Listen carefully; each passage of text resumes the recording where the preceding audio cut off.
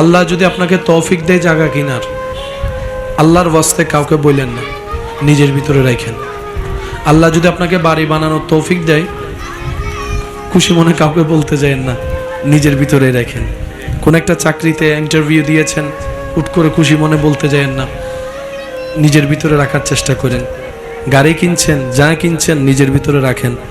হয়তো আপনি যে চিন্তায় অন্যকে নিজের সুখটা শেয়ার করছেন, এটা অনেক সময় হয়তো হিতে বিপরীত হয়। কারণ কি, আমরা বেশিরভাগ মানুষ ভালোবাসতে না জানলেও হিংসাটা ঠিক ভালো করেই করতে জানি।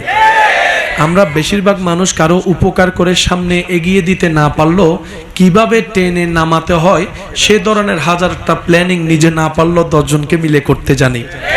আপনি আমি কারো মুখে হাসি ফুটাতে না জানলেও কোন একটা শব্দ, কঠিন বাক্য দিয়ে কার চেহারার হাসি, মুখ থেকে হাসি কেড়ে নেওয়া যায়, এই বিষয়টা আমরা কম বেশি ভালো করে জানি। কেন বলছি এই কথাটা?